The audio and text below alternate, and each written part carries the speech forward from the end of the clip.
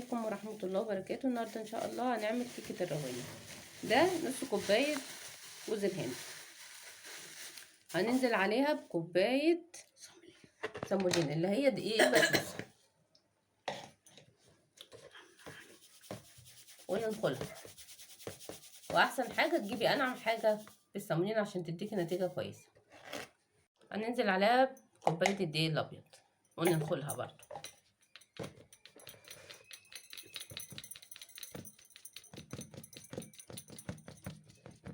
بالبيكنج باودر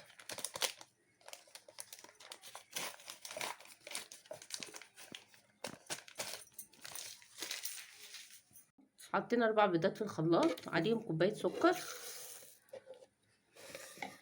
دلوقتي هنضيف نص كوباية زيت على سمنة على البيض والسكر، ودي كوباية اللبن هنضيفها على الخليط بتاعنا في الخلاط. دلوقتي هننزل بالخليط اللي في الخلاط على الدقيق اللي عندنا، سمولينا على الدقيق الابيض واحدة واحدة عشان مكلكعش منك، ونديها تقليبة واحدة واحدة واحدة واحدة ونقلب.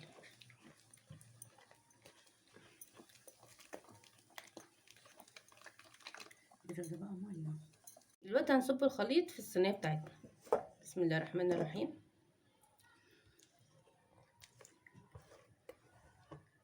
وده شكلها بعد ما صبيناها.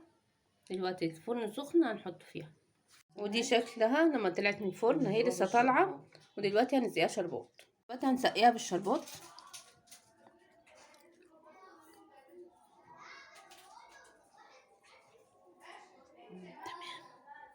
دي شكل الكيكه لما طلعناها ورصيناها في العلبه. ان شاء الله هتجربوها وتعجبكم. السلام عليكم ورحمه الله وبركاته.